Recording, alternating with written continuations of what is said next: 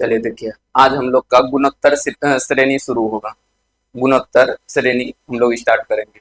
लिखिए, अगला लिखिएगा। समांतर श्रेणी का आपका क्वेश्चन खत्म हो गया था ना?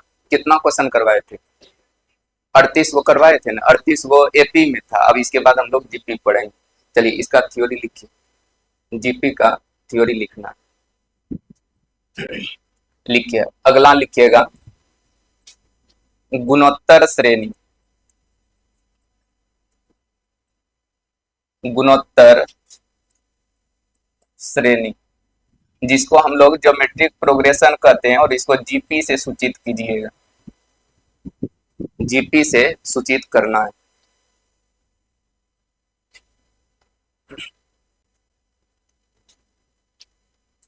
जीपी से सूचित करना। देखिए, इससे पहले हम लोग समांतर श्रेणी के बारे में पढ़े थे। उसका फॉर्मूला क्या होता है, परिभाषा क्या होता है, क्वेश्चन क्या होता है। देखिएगा, इसी से आपका पिछला जो एग्जाम बिहार का हुआ था रेडियो ऑपरेटर, उसमें भी आया था। समर के बैच में पढ़ाए थे, उससे 5 क्वेश्चन आया है। सम का जो फाउंडेशन बैच इधर शुरू हुआ है, उससे 5 क्वेश्चन आया है। 4 से 5 क्वेश्चन जो विद्यार्थी यहाँ पढ़ रहा था वो खुद बताया। तो थोड़ा इस सब चीज पे मेहनत करना चाहिए। जैसे गुणोत्तर श्रेणी हो गया, इससे ज्यादा इसे समांतर श्रेणी का क्वेश्चन पूछा जाता है, लेकिन गुणोत्तर श्रेणी से भी सवाल रहता है। हरात्मक श्रेणी से थोड़ा कम रहता है, लेकिन पढ़ना आपको सब, किसी को छोड़ना नहीं। तो देखिए, गुणोत्तर श्रेणी में क्या है कि इसका, देखिए इसका पहले परिभाषा और जान लेते हैं। जैसे गुणोत्तर श्रेणी, देखिए इसका नाम देखिए क्या लिखा है, गुणोत्तर श्रेणी।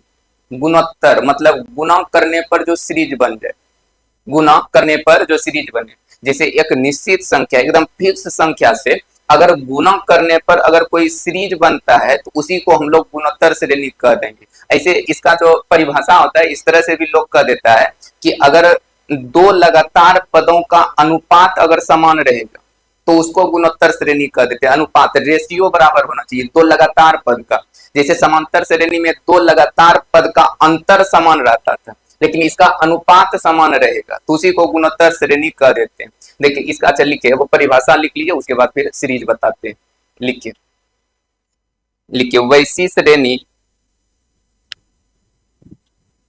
वैसी श्रेणी, वैसी श्रेणी जिसमें दो लगातार, जिसमें दो लगातार पदों का, पदों का अनुपात समान हो, अनुपात समान हो, गुणोत्तर श्रेणी कहलाता है। गुणोत्तर श्रेणी कहलाता है। गुणोत्तर श्रेणी कहलाता है। गुणोत्तर श्रेणी कहलाता है। देखिए थोड़ा ध्यान से समझिए, इसका एग्जांपल से समझिएगा, क्लियर हो जाएगा। देखिए, दो लगातार पदों का अनुपात अगर बराबर हो जाएगा ना, उसी को हम लोग गुणोत्तर श्रेणी कहेंगे। या दूसरा तरीका ये भी है कि अगर एक निश्चित संख्या से गुना करके अगर सीरीज बना हो, जैसे मान लीजिए कि पहला संख्या हम यहाँ मान लेते हैं कि ए हुआ पहला संख्या, और इसमें एगो फिक्स संख्या से गुना करके सीरीज बनाएगा। जैसे मान लीजिए इसमें गुना होगा आर से, तो हो जाएगा ए आर। फिर गुना करना है तो आर से ही, तो हो जाएगा ए आर स्क्वायर।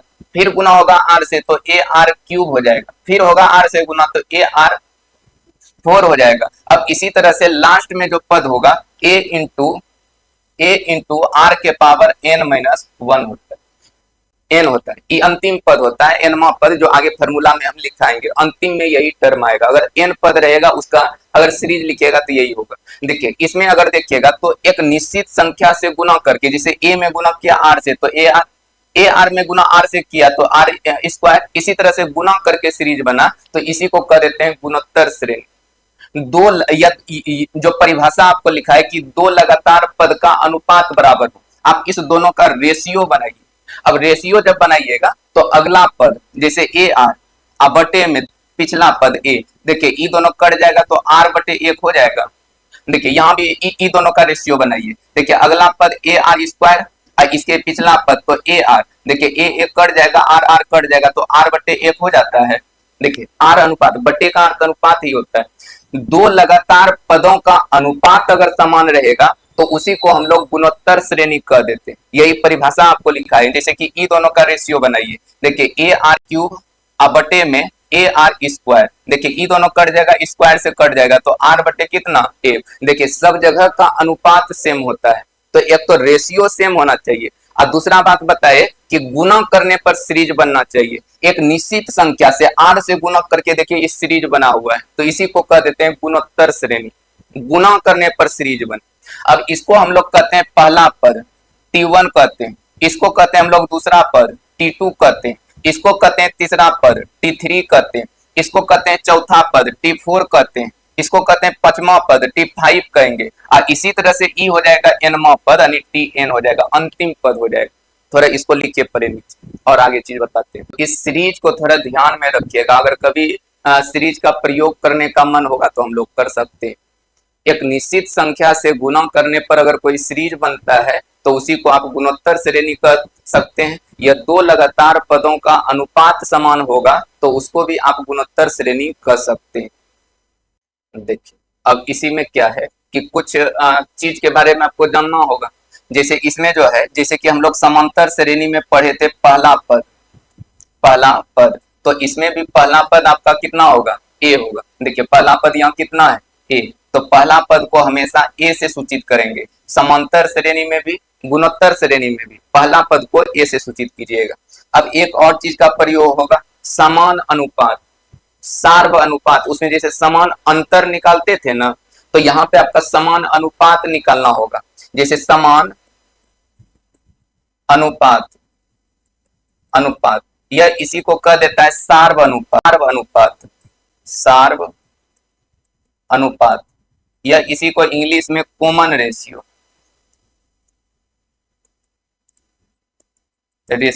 इसको हम लोग स्मॉल आर से सूचित करेंगे। रेशियो है ना, तो स्मॉल आर से, डिफरेंस रहता तो डी से सूचित करते थे। तो बताइए पहला पद को कितना मानिएगा ए, समान अनुपात या सार्व अनुपात को आर, इसको कहते हैं कॉमन रेशियो। रेशियो है इसीलिए इसको आर से सूचित कर दिए। अब बात आता है कि आर निकलेगा कैसे। जैसे अगर आपको कभी आर निकालना होगा, समान अनुपात निकालना होगा, जैसे हम लोग अंतर निकालते थे, डी निकालते थे, अगला पद में पिछला पद को घटा लेते थे तो डी का मान निकलता था कहीं का भी। जैसे अगर कोई सीरीज है आपके पास और उसमें अगर आपको डी निकालना होता था तो अगला पद और उसके पिछले पद में घटाते, कहीं से भी उठा लेना है अगला पद और उसके पिछले पद को घटा लेना है, तो वह डी निकलता था। अब उसी तरह से अगर आर निकालना होगा, आपको कॉमन रेशियो निकालना होगा, तो अगला पद कहीं से भी लेना है। जैसे अगला पद T2 है और इसके जस्ट पिछला पद कौन है T1, और दोनों को भाग कर दीजिएगा तो वही आर का मान होगा। कहीं से भी, ऐसा नहीं कि शुरुए वाला लेना है, कहीं से भी ले सकते हैं, या आप यहां से ले सकते हैं। जैसे T3 है, हमको आर निकालना है, तो अगला पद T3 है और इसके पिछला पद कौन होगा T2 होगा, इससे भाग करना है। ये बात एकदम ध्यान से समझिएगा। देखिए यही आर निकालने में, डी निकालने में गलती होता है। अगर कभी आर निकालना होगा तो कहीं से अगला पद लेंगे और उसके जस्ट पिछले पद को भाग देंगे तब आर निकलेगा। ऐसा कभी नहीं करना है कि पिछला पद में अगला पद से भाग देना है, ऐसा नहीं करना है। अगला पद बटे पिछला पद, कभी भी पिछला पद बटे अगला पद नहीं करना है। ये बात ध्यान में रखिएगा। कहीं से भी निकाल सकते हैं। जैसे मान लीजिए हमको चौथा पद AR4 है, पावर 4 है, और इसका जस्ट पिछला पद कितना है AR³ है, इससे भाग कर दीजिएगा तो आर का मान निकल जाएगा। इस सब जगह का मान बराबर ही आपको मिलेगा, कहीं अलग नहीं मिलेगा। इसको लिख लीजिए नीचे।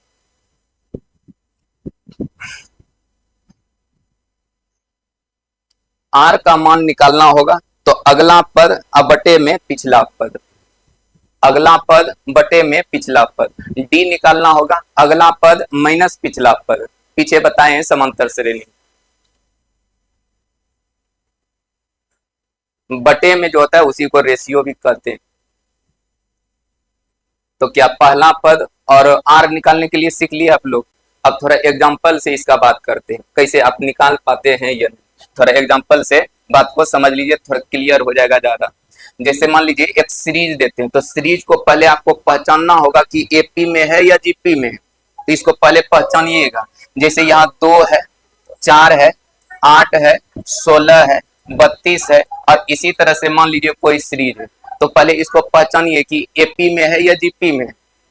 जीपी में, देखिए जीपी में कैसे पहचानेंगे, अगर एक निश्चित संख्या से गुना करके अगर सीरीज बन जाए, जैसे देखिए इसमें 2 से गुना किया है 4 पुर गया, फिर इसमें 2 से गुना किया 8 पुर गया, इसमें 2 से गुना किया तो 16 बन गया। गुणोत्तर, गुना करने पर जो सीरीज बने उसी को कहते हैं गुणोत्तर श्रेणी। कोई फिक्स संख्या से गुना करके, 2 से गुना कर करके सीरीज आगे बढ़ाते गए तो इसको कहेंगे ये गुणोत्तर श्रेणी में है, ये गुणोत्तर श्रेणी में है, मतलब जीपी में है ये सीरीज। अब जीपी में है तो बताइए इसका पहला पद कितना है, इसका पहला पद कितना है, 2 है। अगर इसका आर निकालना होगा तो कैसे निकालिएगा, अगला पद बटे पिछला पद, कहीं से भी, ऐसा नहीं कि शुरू वाला लगे, यहां से भी लेके हम बना लेंगे। जैसे कि अगला पद 4 है बटे 2 किए तो कटाइएगा तो कितना आ जाएगा, 2 आ जाएगा, इसका मान 2 आ जाएगा। तो देखिए सार्व अनुपात भी 2 है, और कहीं से भी निकाल सकते हैं, ऐसा नहीं कि सिर्फ एक जगह से। जैसे अगर आपको निकालना होगा कि 32 से, अच्छा 32 के जस्ट पहले कौन है, 16, इसको कटाइए तो कितना, 2। देखिए सब जगह मान सेम आएगा, कोई अलग नहीं आएगा। जैसे मान लीजिए हमको निकालना होगा 8 है, 8 के पहले कौन है, 4, इसको कटाइए तो कितना, 2। देखिए 2 निकल गया। तो आर अगर निकालना होगा, अगला पद उसके जस्ट पिछले पद से आप भाग लगाइएगा, वही आर का मान होगा। इसको लिखे नीचे। तो इस तरह से इसको थोड़ा समझिएगा, ए कैसे फिक्स करेंगे, आर कैसे फिक्स करेंगे, ये 2 चीज समझे।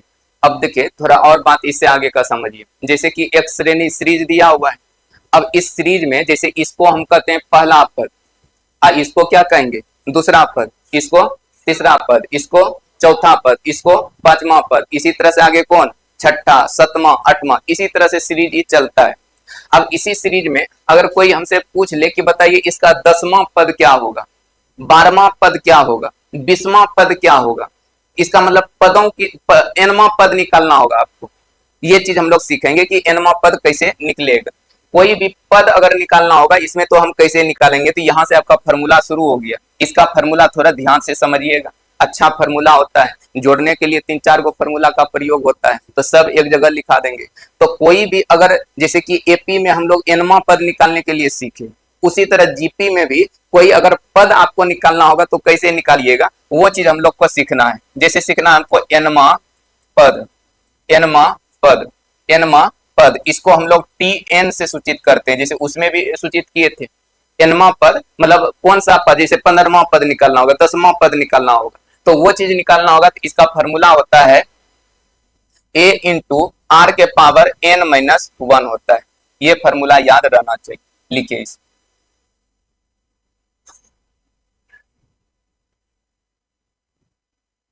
कोई भी पद निकालना होगा तो a इंटू आर पर पावर n-1 हो जाएगा। अब इसमें n क्या है, तो पदों की संख्या, पहले भी लिखाए थे, जहां n बराबर पदों की संख्या, नंबर ऑफ टर्म होता है। के वो पद को आपको कौन सा पद निकालना होगा, nवां पद, n होता है पदों की संख्या, जे वो पद होगा n के जगह रख दीजिएगा। 15वां पद चाहिए तो n के जगह 15, 10वां पद चाहिए तो n के जगह 10 रखिए।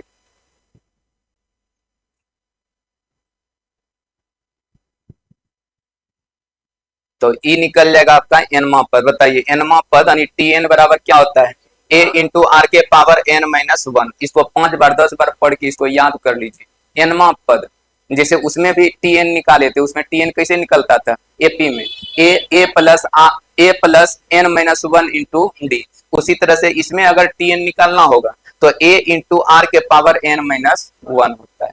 ये चीज एकदम ध्यान में रखिएगा। अब एक बात को समझिए, जैसे ये nवां पद निकालना होगा, nवां पद मतलब अंतिम पद भी इसको आप कह सकते हैं, इसको आप अंतिम पद भी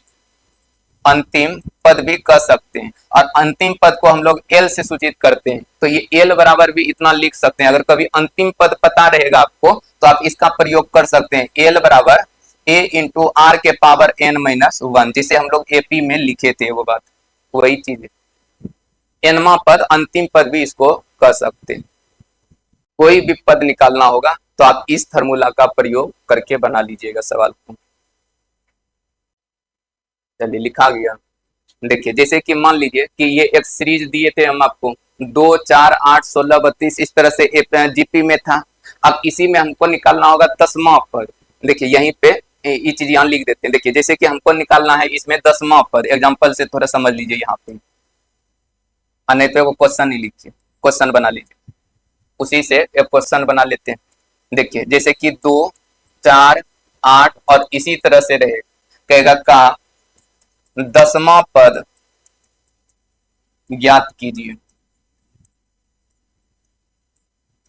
10वां पद ज्ञात कीजिए। इसका 10वां पद निकालना है, वो एग्जांपल से समझिएगा, ज्यादा क्लियर हो जाएगा चीज। 10वां पद ज्ञात कीजिए। देखिए सबसे पहले इसमें बताइए एक कितना है, 2 है। अच्छा आर निकालना होगा तो कैसे निकालिएगा, देखिए 8/4 कर देते हैं या 4/2 कुछ कर सकते हैं, तो यहाँ कितना हो जाएगा 2। हमको चाहिए 10वां पद, यानी टी कितना 10, टी 10 ना निकालना है, 10वां पद चाहिए, टी 10 चाहिए हमको। अब 10वां पद निकालना है तो फॉर्मूला होता है a इंटू आर के पावर n-1, तो a के जगह कितना रखिएगा 2, अच्छा r के जगह कितना 2, n के जगह कितना 10, 10वां पद 10 गुण पद होगा, तो यहाँ कितना रखिएगा 10 और माइनस कितना 1, हल कर दीजिए उत्तर निकल जाएगा। देखिए हल कीजिएगा तो 2 गुना 2 के पावर 9, देखिए यहाँ कुछ नहीं तो 1 है, अब बेस सेम बीच में गुना तो पावर जुट जाता है, तो 2 के पावर कितना 10, अच्छा 2 के पावर 10 का मान कितना 1024, यही उत्तर हो जाएगा, 1024 इसका आंसर होगा, यानी इसका जो 10वां पद होगा 1024 होगा, इसका 10वां पद जो होगा 1024 होगा। तो इसी तरह से कोई भी पद निकालना होगा तो बस इसमें ई फार्मूला पे सेट कीजिए और सवाल बन जाएगा आपको।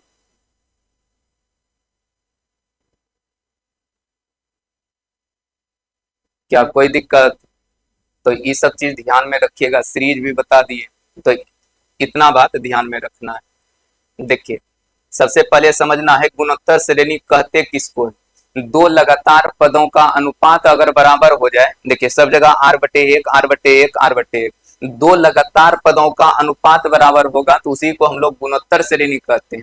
नहीं तो दूसरे बात में ये भी समझ सकते हैं कि एक निश्चित संख्या से गुना करने पे, गुना करने वाला ही याद थोड़ा ज्यादा रहता है, लेकिन हर जगह प्रयोग नहीं कर पाइएगा, कभी कभी ऐसा सीरीज बनाएगा कि आपको पता नहीं चलेगा किससे गुना किया है, तो उसके बाद आपको रेशियो ही बनाना होगा, रेशियो बनाइएगा तो जो रेशियो दिखेगा बस वही गुना करने वाला संख्या मिल जाएगा, वही आर का मान होता है, तो इसीलिए इस चीज को हम बताए।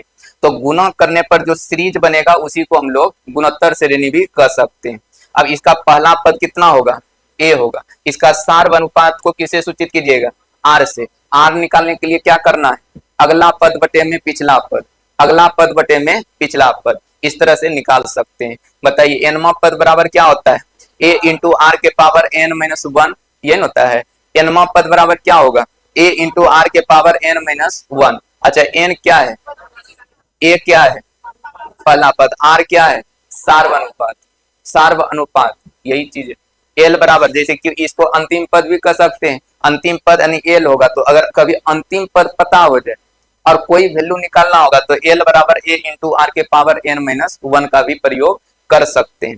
ये वो सवाल बता दिए कैसे निकालना चाहिए।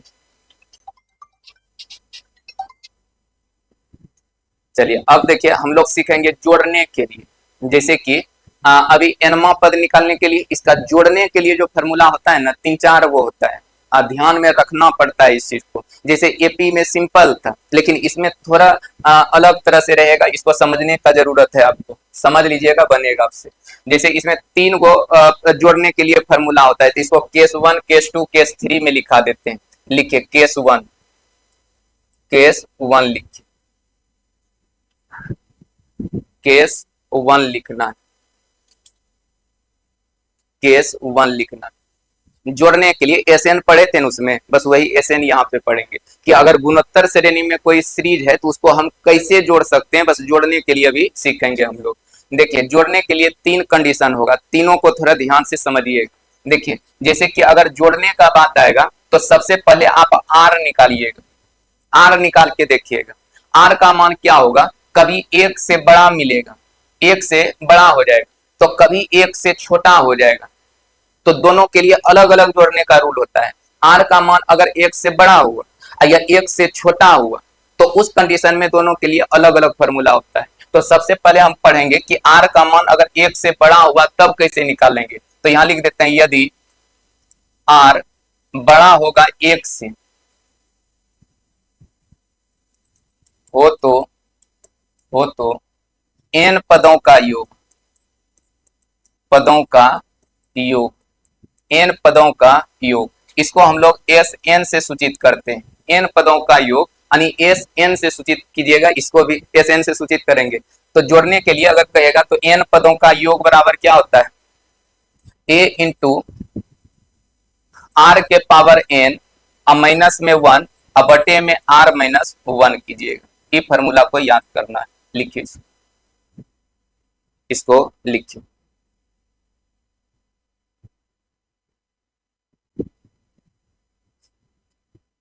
देखिए यदि r का मान 1 से बड़ा हुआ तो n पदों का योग बराबर यानी एस एन बराबर a इंटू आर के पावर n माइनस 1 बटे आर माइनस 1 कीजिएगा। इसका प्रयोग कब करेंगे, जब r का मान 1 से बड़ा होगा। देखिए इसको याद करना, याद कैसे करना होगा, कंफ्यूजन करेगा इसमें फॉर्मूला। जैसे कि अगर r का मान 1 से बड़ा होगा, अच्छा 1 से बड़ा होने का अर्थ क्या हो गया कि r का मान या तो 2 होगा, 3 होगा, 4 होगा, 5 होगा, 6 होगा, 7 होगा, इसी तरह ना। तो अगर r का मान 1 से बड़ा होगा तो r को पहले लिखिएगा और उसमें एक घटाइए। अच्छा एक और फॉर्मूला लिख देते हैं तब ज्यादा क्लियर होगा। लिखिए केस 2 लिखिए, तब समझाने में आपको भी बन जाए। लिखिए केस 2 लिखिए यदि r का मान 1 से छोटा हो तो n पदों का योग बराबर, जे को पद जोड़ने के लिए कहेगा, n पदों का योग बराबर a इंटू 1 माइनस आर के पावर n बटे 1 माइनस आर कीजिएगा। अब इस दोनों में कंफ्यूजन होता है, लेकिन कंफ्यूजन नहीं होना चाहिए। पहले इसको लिख लीजिए,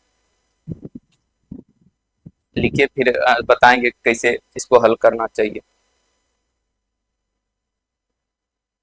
देखिए एगो और जो जैसे कि 3 केस बताए ना, 3 केस में एगो केस यहीं पे लिख देते हैं, उसका अलग केस नहीं बनाते हैं, सीधा आप जो है ना इसी में वो याद रख लीजिएगा।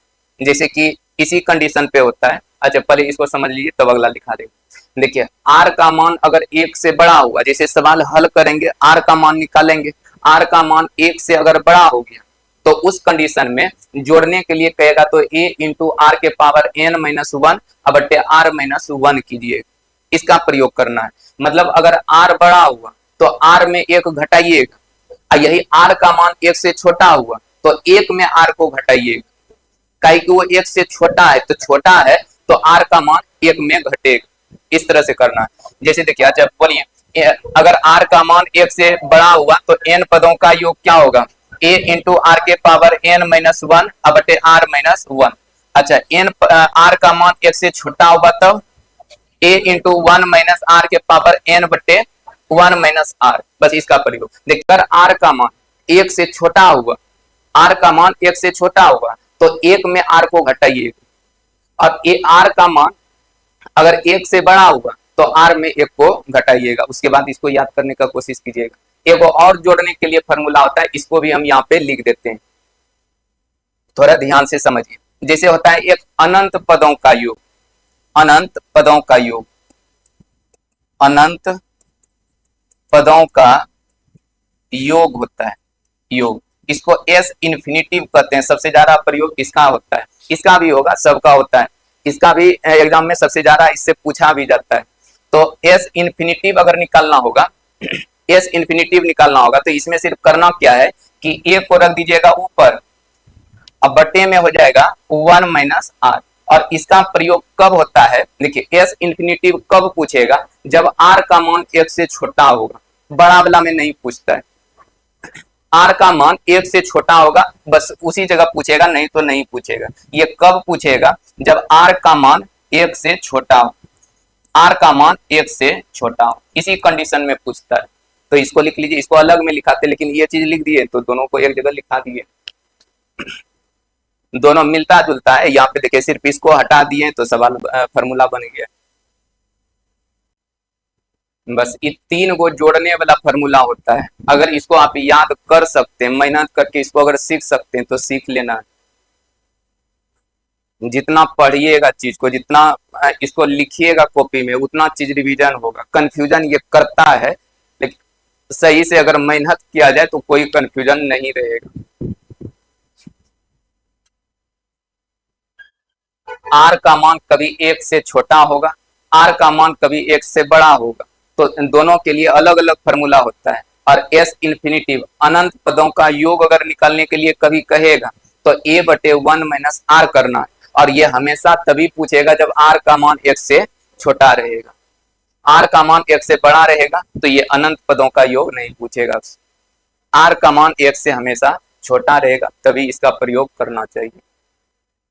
तो ऊपर लिखा है एनमा पर, इधर जोड़ने के लिए इतना इतना चीज आपको हम बताए, इतना चीज को याद रखना भी चाहिए। देखिए इस सवाल जोड़ने के लिए क्या चीज है, कौन सा पद 1200 से पद निकालना। अच्छा कोई बात नहीं, बाद में इसको बनाएंगे, और थोड़ा बहुत फॉर्मूला पढ़ लेते हैं इसका। देखिए अब एक निकालने के लिए हम लोग सीखेंगे, जैसे कि समांतर श्रेणी में हम लोग समांतर माध्य पढ़े थे, समांतर माध्य एएम एएम एएम निकालने के लिए सिखाए थे, समांतर माध्य अर्थमेटिक मीन जिसको कहेंगे।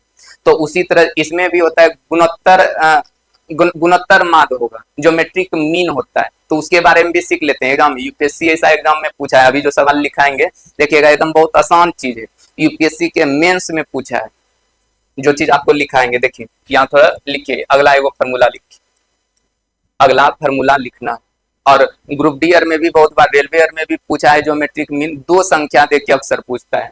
जैसे हम लोग पढ़े थे कि दो संख्या देखकर अगर समांतर माध्य पूछेगा, तो उसी तरह से दो संख्या जैसे ए है और बी, दो संख्या है ए एवं बी का, कहेगा कि गुणोत्तर माध्य बताइए, ए एवं बी का गुणोत्तर माध्य बताना है, गुणोत्तर माध्य। इसको ज्योमेट्रिक मीन कहेंगे, तो इसको जीएम से सूचित कीजिएगा, उसको एएम और इसको जीएम से सूचित करते हैं।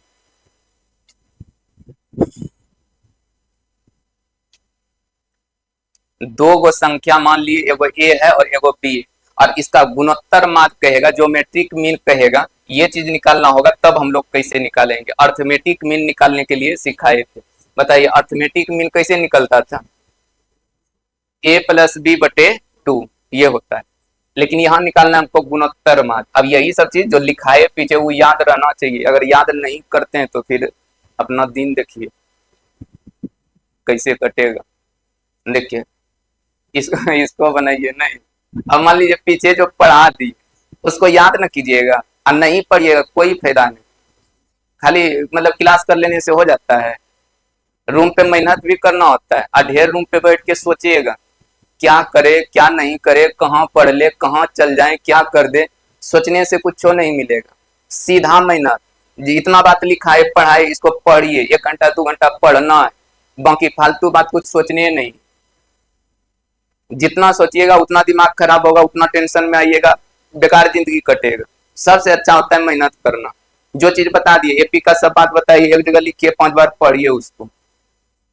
अब कहिएगा उसके अलावा भी बहुते है पढ़ने के लिए, तो बहुते है तो बहुते पढ़िए, लेकिन इसको अगर ये पढ़े तो इसको भी पढ़िए।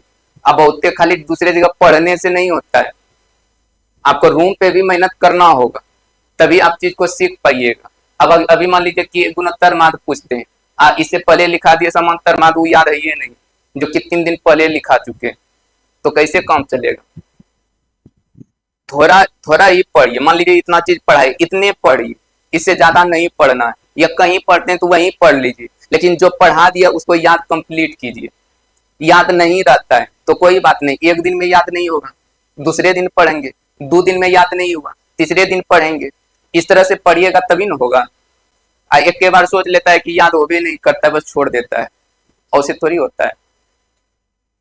धीरे धीरे उसको याद करना। आप बच्चा को आप लोग को पढ़ाने कहेंगे तो को लिखवाइएगा तो 10 लफ्ज उसको लगा दीजिएगा, एगो को लिखने नहीं आता है, इससे कहेगा बच्चा आपको ए लिखने के लिए सिखाइएगा, वो नहीं लिख पाएगा तो 10 बार थपिया देगा, कहेगा ए एगो लिखने नहीं आता है, तो आपको भी एक समय नहीं लिखने आता होगा। अभी ये चीज पढ़ा रहे हैं, ये भी आपसे नहीं याद हो रहा है, ये याद नहीं हो रहा है, तो इसका मतलब इसी तरह बच्चा के साथ भी समस्या होगा कि उसको भी याद नहीं रहता होगा।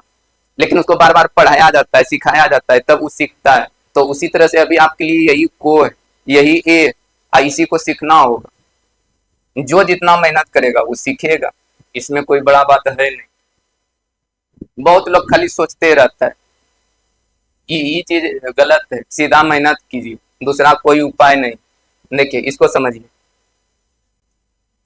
क्या लिखा है कि ए एवं बी का गुणोत्तर माध्य क्या होगा, ज्योमेट्रिक मीन क्या होगा, ये चीज निकालना होगा। देखिए अगर गुणोत्तर माध्य निकालना होगा ना दो संख्या देके, तो आप क्या कीजिएगा, इस दोनों संख्या को पहले गुना कर लीजिएगा, दोनों को गुना कर लेना है। ध्यान से समझिए, दिमाग में एक बार बैठा लीजिएगा तो सेट हो जाएगा। जैसे ए एवं बी का गुणोत्तर माध्य निकालना होगा तो पहले जो दोनों संख्या दिया रहेगा उसको पहले गुना कर लेना है, और गुना करने के बाद इसमें सिर्फ रूट लगा दीजिएगा, बस यही होता है गुणोत्तर माध्य। स्क्वायर रूट लगा देना है, रूट लगा दीजिएगा बस, गुणोत्तर माध्य कहेगा ए एवं बी का गुणोत्तर माध्य ज्योमेट्रिक मीन बताइए कितना होगा, रूट अंडर ए इंटू बी, रूट अंडर ए इंटू बी। तो ये हुआ दो संख्या का बात। लेकिन दो से अगर अधिक संख्या दे दिया तब कैसे बनाएंगे, अक्सर रेलवे में ज्यादातर सवाल यही पूछता है, दो संख्या देके। लेकिन दो संख्या से अगर ज्यादा देगा तब कैसे बनाएंगे, ये चीज भी सीखना है हम लोग को। जैसे मान लीजिए कि दो से अधिक संख्या दे दिया, एक दे दिया A1, A2, A3, A4, A5, इस तरह करके मान लीजिए चारे को लिखते हैं, इस तरह से आपका संख्या दे दी, मान लीजिए लास्ट में AN। अब कहेगा का गुणोत्तर माध्य, गुणोत्तर माध्य यानी ज्योमेट्रिक मीन बताइए, ज्योमेट्रिक मीन बताना है।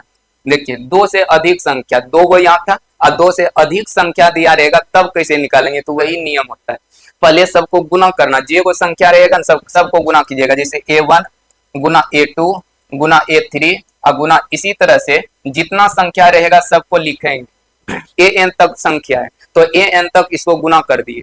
अब गुना करने पर के बाद इस पे रूट लगाएंगे हम लोग, ऐसे ऐसे रूट लगाएंगे। लेकिन सिर्फ रूट नहीं, इसमें रूट है, इसको कहते हैं स्क्वायर रूट, इसको कहते हैं दूसरा रूट, यहाँ कुछ नहीं तो दो छिपा हुआ रहता है, स्क्वायर रूट ये होता है। लेकिन यहाँ स्क्वायर रूट नहीं, यहाँ जितना अंदर में संख्या को गुना किए बस उतना रूट रहना चाहिए। जैसे n को संख्या है तो यहाँ n रखेंगे, 5 को संख्या रहेगा 5 रखना है, 4 को संख्या गुना करके लिखे 4 रखेंगे, बस इसी को कहते हैं गुणोत्तर माध्य। तो ये दोनों को लिखिए, इसका एग्जांपल अभी लिखा देते हैं। ए एवं बी का गुणोत्तर माध्य निकालना होगा तो रूट अंडर ए बी। अगर A1, A2, A3, A4 इसी तरह AN का गुणोत्तर माध्य निकालना होगा तो यहाँ A1, A2, A3, AN सबको आपस में गुना कर दीजिएगा और रूट लगा दीजिएगा, और रूट के अंदर इस करनी के अंदर जे को संख्या आप गुना किए हैं उतना ही रखना है, उतना ही रूट निकालना है आप। एक दो को अभी एग्जांपल लिखाते हैं, क्लियर हो जाएगा। चलिए लिखिए, एगो प्रश्न लिखिए, ऐसा नहीं कि हम अपने मन से क्वेश्चन लिखा रहे, एग्जाम का पूछा हुआ चीज लिखिए। लिखिए 4 एवं 16 का गुणोत्तर माध्य ज्ञात कीजिए, ज्ञात कीजिए। 4 एवं 16 का गुणोत्तर माध्य ज्ञात कीजिए, 4 एवं 16 का गुणोत्तर माध्य ज्ञात कीजिए। 4 एवं 16 का गुणोत्तर माध्य ज्ञात कीजिए। देखिए ज्योमेट्रिक मीन हमको निकालना है, जीएम निकालना है। अब इसको निकालने के लिए दो को संख्या दिया तो दोनों को गुना करेंगे और इस पे रूट लगा देना है। रूट लगाइएगा, 4 का वर्गमूल 2 और 16 का वर्गमूल 4, तो 4 दूना कितना 8। इतना लिखने का जरूरत नहीं है, एग्जाम में मिलेगा मौखिक बना लेंगे, लेकिन याद रहेगा तभी ना, मौखिक बनाइएगा। यादें नहीं रहेगा तो फिर कैसे बनेगा। मेन चीज तो होता है याद रखना, आसान तो सब कुछ है, मेहनत नहीं करता है लोग। बार बार पढ़िएगा, एक दिन दिमाग में सेट हो जाएगा कि नहीं इस तरह से बनाना चाहिए।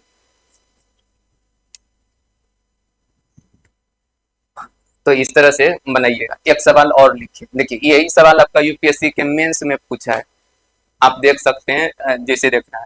देखिए यहाँ 1, 2, 4, 8 एवं 16 लिखिए, ये क्वेश्चन को लिखिए। 1, 2, 4, 8 एवं 16 का गुणोत्तर माध्य ज्ञात कीजिए, का गुणोत्तर माध्य ज्ञात कीजिए। का गुणोत्तर माध्य ज्ञात कीजिए। का गुणोत्तर माध्य ज्ञात कीजिए। का गुणोत्तर माध्य ज्ञात कीजिए। देखिए अगर गुणोत्तर माध्य निकालना है तो आपको करना क्या चाहिए, पहले सब संख्या को गुना करेंगे। देखिए 2 से अधिक संख्या दिया हुआ है और ज्योमेट्रिक मीन पूछा है, सबसे ज्यादा पूछता है 2 को संख्या दे के, लेकिन यहाँ तक बता दिए कोई कितना भी संख्या देगा तो बन जाएगा। अब 2 को इसमें देखिएगा 5 संख्या है तो पांचों को गुना कीजिए, 1 गुना 2 गुना 4 गुना 8 गुना 16, ऐसे गुना कर दी। इसमें रूट लगाना है तो ऐसे रूट लगा दीजिए, लेकिन रूट कौन सा लगेगा, 5वां रूट। 2 2 4 1 5 को संख्या है तो यहाँ 5th रूट रहेगा, यहाँ 5 रखिएगा, 5वां रूट रहेगा। अब इस तरह से अब इसको हल करना है। अब देखिए एक बात को सीखिए, आप इसको गुना भी कर सकते हैं कोई दिक्कत नहीं, लेकिन गुना मत कीजिए। रूट के अंदर अगर कभी संख्या मिले तो उसको गुना मत कीजिए, उसको और तोड़िए, और तोड़ना है। जैसे देखिए यहाँ पे 2 है तो ये तो खुद टूटा हुआ है, तो इसको 2 के पावर 2 लिख सकते हैं इसको। ये देखिए 2 के पावर 1 है, 1 से गुना होगा तो कोई फर्क नहीं पड़ेगा। इसको 2 का क्यूब लिख सकते हैं, इसको 2 के पावर 4 लिख सकते हैं, ऐसा लिख सकते हैं। अब इसके बाद देखिएगा, देखिए सब बेस 2 है, अब बीच में गुना है तो बेस सेम बीच में गुना तो पावर क्या होता है, जुड़ जाता है। तो इसका मतलब 2 के पावर 4 3 7 8 9 1 कितना 10, यानी 2 के पावर 10 होगा टोटल में। इसको जोड़ के देखिए, ये हुआ एक काम। दूसरा काम, अब देखिए यहाँ कितना है 5, एक करनी के अंदर 5 है। देखिए करनी घातांक करनी अगर पढ़े होंगे तो करनी के अंदर जो संख्या रहता है उसको पलट के लाते हैं यहाँ गुना में, ऐसे 1/5 लिखते हैं, जो रहता है उसको पलट के लिख देना चाहिए। अब इसमें इसको कटाइए कितना बार में, 2 बार में, तो 2 के पावर कितना 2, तो इसका मान कितना 4, 4 उत्तर होगा।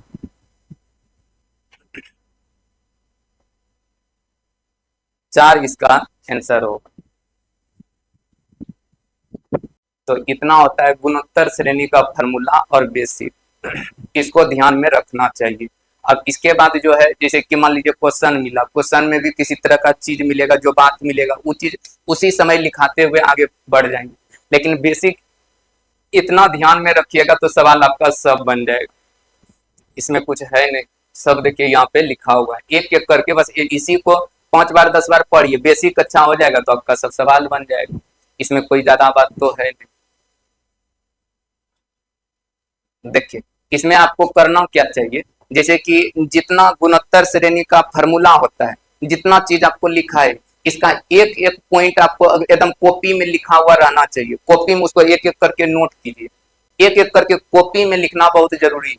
कॉपी में नहीं रहेगा तो वीडियो बार बार देखना उतना ठीक नहीं होता है, बस एक बार सबको कॉपी में उतार लीजिए और उसके बाद उसको एक बार 2 बार रूम पे पढ़ लीजिए, संडे मिलता है उस सब दिन को रिवीजन इसको कर दीजिए, रिवीजन बार बार करते रहिए, देखिएगा आपका जीपी का अच्छा सा सवाल बनने लगेगा। बस ये चीज याद हुआ, याद एकदम मान लीजिए कि याद किए कंफर्म याद नहीं हुआ, मतलब एक होता है क्लियर याद हो गया, नहीं हुआ तो उसके लिए टेंशन नहीं लेना है, फिर सवाल बनाइए, सवाल बनाते बनाते मैथ का बहुत फार्मूला याद हो जाता है। लेकिन एगो ध्यान में रहना चाहिए कि नहीं हम अगर योग सीखे हैं तो इस तरह से जोड़ सकते हैं। अब कुछ पढ़वे नहीं कि दिएगा डायरेक्ट योग का प्रयोग कीजिएगा तो नहीं पता चलेगा कैसे जोड़ना है, तो पहले तो 2-4 बार पढ़िए, याद हुआ ठीक है, नहीं भी याद हुआ तो ऐसा नहीं कि आप नहीं समझे, बात आप समझ लिए, बस उसका फार्मूला जब प्रयोग करने लगिएगा सवाल में तो धीरे धीरे वो याद हो जाएगा, तो वो चीज याद रहना चाहिए, समझे। तो इसका सब बात को लिखना है, याद करना है। आज इतना ही रहने देते हैं, कल से क्वेश्चन इसका हल करवा देंगे, नहीं अभी एकाएक सब बताएंगे तो फिर ज्यादा हो जाएगा ना, तो इससे अच्छा होगा कि सब फार्मूला को पहले पढ़ लीजिए, इसको याद कीजिए और इसके बाद कल से क्वेश्चन शुरू कर देंगे। कल क्वेश्चन इसका खत्म हो जाएगा और एक दिन हार्मोनिक प्रोग्रेशन चलेगा, एचपी चलेगा, बस ये खत्म हो गया। इसके बाद अगला चीज देखेंगे, कोई संख्या उठाएंगे। चलिए ठीक, तो रहने दीजिए।